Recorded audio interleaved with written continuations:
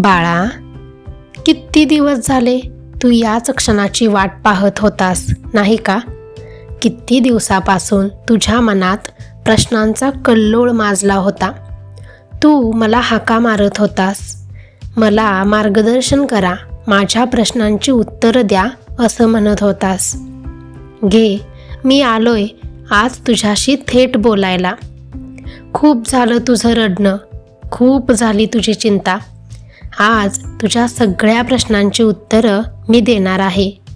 नीट कान देऊन ऐक आणि हे फक्त ऐकू नकोस तर तुझ्या आयुष्यात उतरव, कारण हाच तो संदेश आहे जो तुझ्यासाठी मी घेऊन आलोय.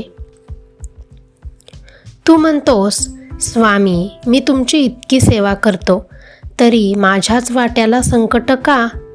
अरे, सोनं आगीत तावून सुलाखून निघाल्याशिवाय त्याला झळाळी येत नाही.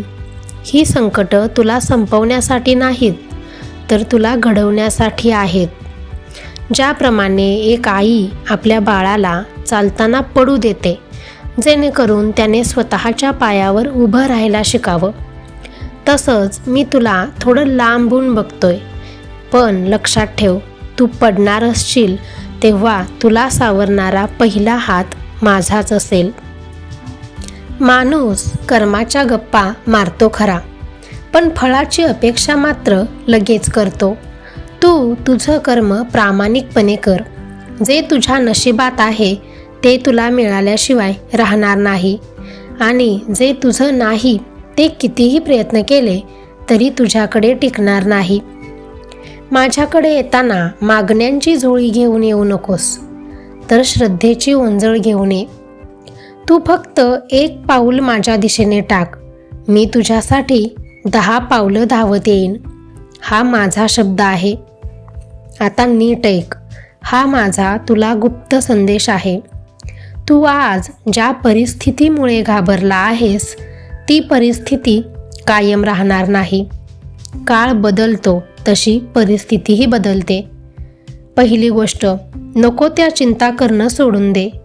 उद्या काय होईल या विचाराने तुझा आज खराब करू नकोस. दुसरी गोष्ट, लोकांच्या बोलण्याकडे लक्ष देऊ नकोस. जग तुला नावे ठेवेल, पण मी तुला स्वीकारला आहे. आणि तिसरी गोष्ट, संयम ठेव. काही गोष्टी योग्य वेळीच घडतात. झाडाला कितीही पाणी घातलं तरी फळं वसंत ऋतूतच येतात. तुझ्या आयुष्यातील वादळं मी शांत करणार नाही, तर त्या वादळात कसं उभं राहायचं हे तुला शिकवेन. तू एकटा नाहीस. तुझ्या घरात, तुझ्या कामाच्या ठिकाणी, तुझ्या श्वासात मी आहे.